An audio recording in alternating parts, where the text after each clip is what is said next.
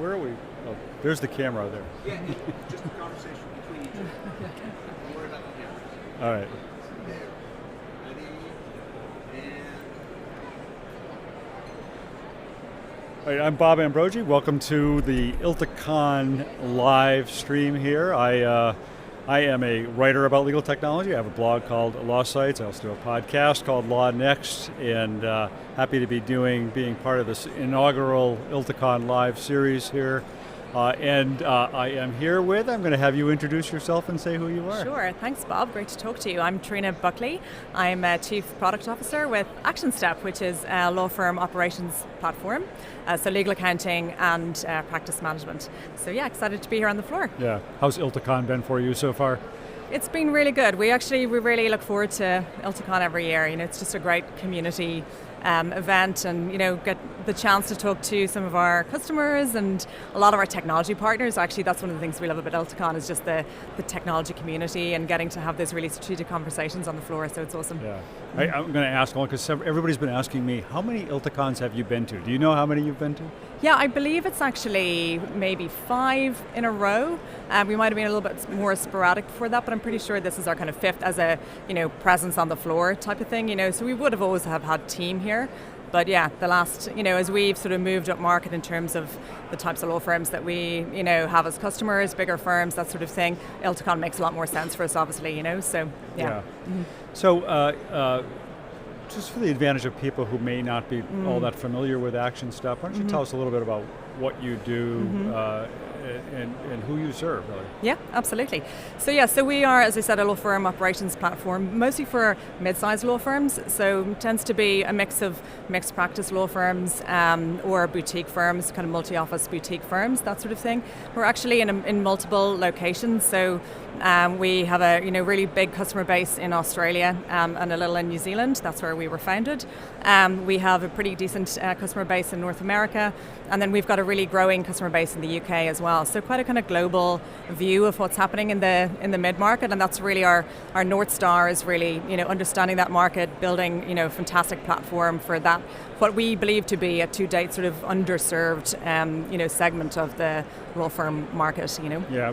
What's been the expansion in the United States? I think the last time I looked at Actionstep was a couple of years ago. We had a conversation about some of your strategies around growing in U.S. market. So what's been going on with that? Sure. So look, we entered the U.S. market, quite some years ago, and what's really wonderful about Actionstep is how configurable it is, and so it's one of the reasons why it works so well for lots of different types of practice areas. So when we first entered the market, we actually really focused on some very niche practice areas, and our product was very much able to be configured for those, and so that played really well with, like I say, boutique kind of firms, So that's so as I said, it was about maybe 10 years ago.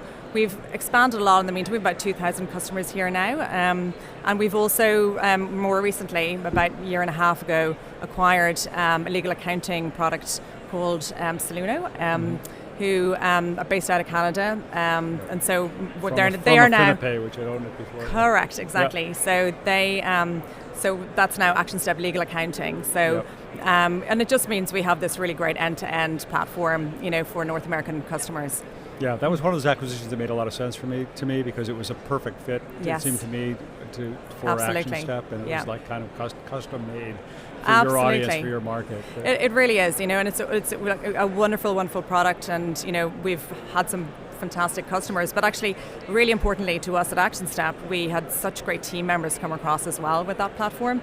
So much great legal tech talent, kind of injecting into Actionstep in the North American market in particular, so that's been great. So what's new with Actionstep now? What have you been focusing on more of lately? Sure. So I actually got stepped into this seat running product management about 6 months ago, and my focus really is about how do we set Actionstep up for success for the next number of years. And so I've really been focused on putting together our kind of next 2-year strategic roadmap, and sort of intertwined with that is we have launched a Centre of Excellence around AI. We've been very, very thoughtful about how we've wanted to bring AI into our product. There's obviously so much talk about AI, but and so many fantastic products out there.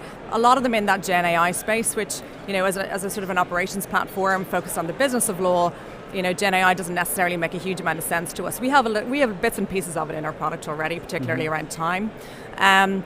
But actually with the kind of, influx of agentic AI, that really makes a lot of sense for us. And so what we've kind of really built into our longer term roadmap now is how do we actually bring agentic AI into what's already a really strong workflow platform, into some of our reporting, into some of the search functionality, that sort of thing, and documents, how documents are managed and accessed in Actionstep. So we can really, we built out a really strong future where it's really about building great product and just sort of weaving AI functionality throughout it, so that people really are seeing those efficiency gains, and it feels like an extension of their natural workflow rather than sort of jumping in and out of different point solutions to try and deliver a particular task, so making that feel seamless in your day-to-day. What is the center of excellence? I mean, is it kind of like a lab? Is it a group focused on how to best practices, implementation, that sort of thing? Yeah. Look, there is an element of there's a few different streams to it. I think you have to sometimes put a name on something to actually make it something that you really care about, own, focus on, and so but there's a few different elements to it. One is, as I say, product. What are we going to do in the product, and so really having the clear vision of, it's AI for the business and management of law, and then the other piece is around, really engendering some fantastic AI practices across our team, and not just our engineering and product teams, but actually all of our teams. So we recently launched Scout, which is our AI support chatbot. So that really helps our customers just get the answers they need very quickly, rather than sort of sifting through help articles and things like that. It also really helps our customer team be very efficient. But they also are using their own AI support products behind the scenes. So not necessarily customer facing, but helping them be more efficient and that sort of thing. So across the business, really making sure that we're actually utilizing the tools that are available to us. And then the other piece is team. So we've put together a really strong team that are focused on the future of AI, the future of law. So we've got a really strong leader, Franco Primavesi, who is an expert in AI and data and all of those things. And then we've hired 2 engineering teams that are really focused on that whole world. So that's sort of those 3 things combined make up that center of excellence. And I guess something I'm always wondering about is when you're in your shoes working on product, what are you hearing from your customers? What are they asking for? What are they fearful of? What are they excited about? Yes. We ask a lot, actually. Our whole roadmap was based on what our customers have asked for, and we've been really transparent about that, and we engage with our customers on what we're planning and ask them to give feedback, and so we're constantly evolving and tweaking our plans based on what we hear specifically from our own customer base. We also do quite a few market surveys, and all of that information, we publish these surveys on the mid-market. All of that information helps to inform our strategy as well.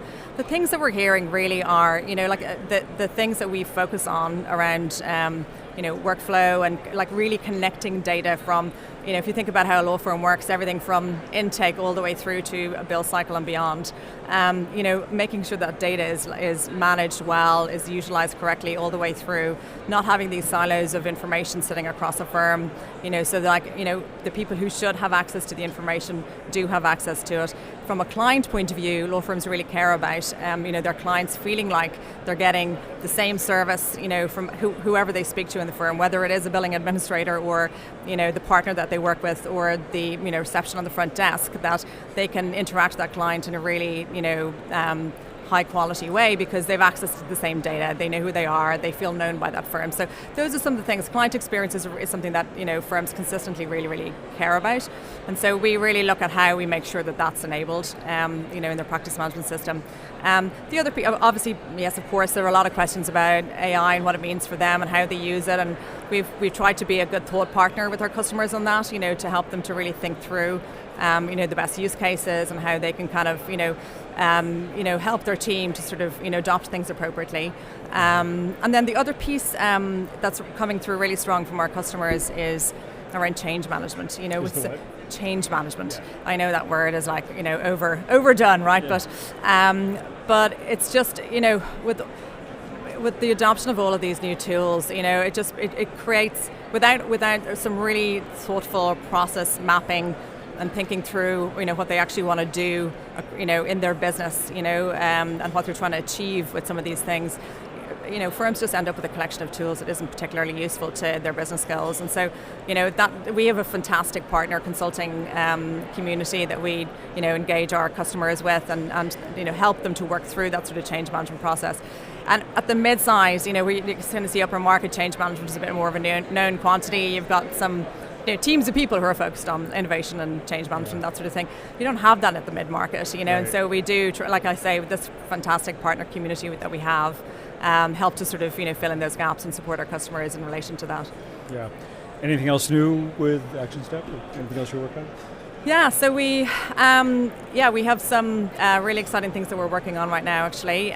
We just came out in the last year or so with a great product called Builder, which is document automation, and we've just launched Capture, which is an advanced forms product, so kind of more in that workflow space, but actually the things we're working on that I'm really excited about are a whole new business intelligence module that also has AI insights across it, so that when you're looking at the data, you actually can understand what it's telling you. Sometimes you can look at a chart and you're like, well, I don't really know what to do with this information. So, using AI to sort of inform what actions they should take based on what they're seeing. Yeah. Working on that. What kinds of stuff is subsumed within the business intelligence module? What sits there? Explain it, yeah. Yes, absolutely. I'm sorry. Yes, it's so like visual dashboards. Yeah. So like it's really from if you think about from a management point of view, like what are the 10 things that you need to look at every single day so that you understand the health of your business. Yeah. So it's really making sure that they're seeing all that, but like I say, they're not just seeing it; they actually can absorb it and take action based on what they're seeing. So that is. We've always had fantastic reporting in Actionstep, but making it more user-friendly, interactive, and sort of that ability to kind of question what you're seeing, that sort of thing. So that's, we're working on that at the moment, and that's sort of coming out to early next calendar year. We also have an integration with iManage coming out around the same time, so that's another exciting one for us. One of the things that Actionstep was sort of built on is a very open playing field, so we do integrate with other tools. We want to play nicely with the tools that our customers use, and make that really easy, and again, like I say, that sort of data seamlessness is really important as part of those integrations. So, that iManage is one that we've been asked for quite a bit from customers, so that's coming out soon. Yeah. The mid-sized firm practice management landscape is kind of interesting to me because it seems that it's much more in flux or evolving than maybe a larger firm or even smaller firm. Mm-hmm. So do you feel that way at all, or and how do you kind of see, how do you look at that landscape in terms of who's serving mid-sized firms and how they're serving them, and differences and commonalities? Mm-hmm. Just in terms of just like how they think about their own practice management, that sort of thing? I guess I'm just, as somebody who is embroiled in this world, how do you feel like there's a lot of evolution still to take place here in this market, or are we kind of mature, or what? Yeah, we're definitely seeing like just a professionalization of practice management, especially in the mid-market, we've noticed actually, that the sort of operations roles and true practice management roles are coming to the fore more and more. It sort of maybe used to be something that people did off the side of their desk, or maybe, paralegals or partners actually just had to, conduct the practice management as part of their day jobs to a certain extent, So that sort of professionalization of the role and bringing in, real business managers into these mid-sized firms, making really strong business decisions, doing some of that, thinking about, where's our firm going, where are we driving this business towards, and then sort of from our point of view, like what sort of technology do we need to support that,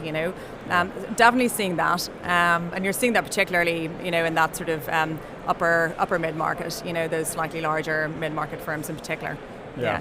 And we would have seen that in all of our geographies, you see, I would say the United Kingdom probably, already had a lot of that kind of professionalism in there, in that sort of like business management, operations management space. Mm-hmm. But we're just seeing it a lot more now in North America.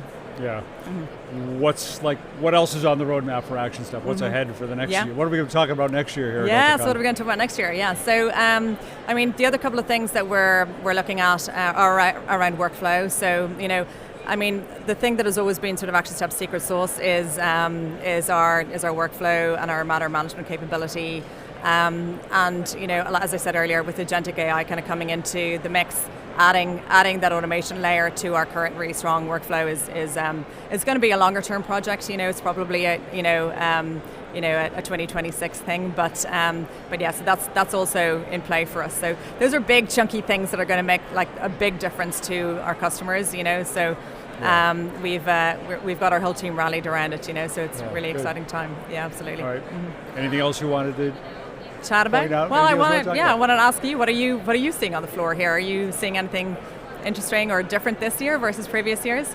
Well, it is interesting. I think what's interesting, and I actually talked about this with a couple of different people who've said this. I've heard other people say this, and I've been thinking this, which is, look at ILTACON for the prior 2 years and what we were talking about. 2 years ago, we were kind of like starting to talk about this Gen AI thing and what it all means, right? And then last year, people were talking about the kind of the possibilities of what we can do with it, talking a little more, having a more mature conversation about it, but still exploratory. Yeah. This year, you're really starting to see stuff happen, stuff be done, things get built. And there's been some pretty interesting product launches, I think, here. So, I mean, the energy here is amazing this year. Yes, This is, I think, the largest ILTACON ever, as I understand it. So you can really kind of feel the excitement in the industry. And there was a period when you didn't feel that in the legal tech industry. Things were kind of dormant, I felt. You probably wouldn't have seen it that way, maybe, but to me, there was several years of like same old, same old. Yeah. But right now, it's a really exciting time. Yeah. Yeah, I agree with you. I think you're right. I think like initially when we saw, an AI in particular sort of being talked about, it was, the gains weren't as extreme as they feel like they are now, and there's so many more platforms now that you can utilize to really kind of, bring these things into reach, it felt like these were a little bit, out of reach for law firms, and now I think they're really starting to see the use cases and how it can actually work for them, and connecting the tools in together, I think that's the piece that maybe was missing. It was like, okay, that's great that one thing does something amazing over here, but how do I actually bring that into my day-to-day, and how does it make me a better lawyer for my client, So I think they're starting to see how they can actually bring these things into their kind of day-to-day, So I definitely feel that, and I do feel like the conversations that people are having are much more informed. Like we're all growing up as an industry and kind of understanding this a little bit more as well, so we're able to have more productive conversations. Yeah. Well, thanks for sitting down and talking to me. It's been a real pleasure to catch up with you and hear what you're up to. Absolutely. Pleasure to talk to you. Thank you so much. All right. Well, that does it for this session of ILTACON Live, I guess.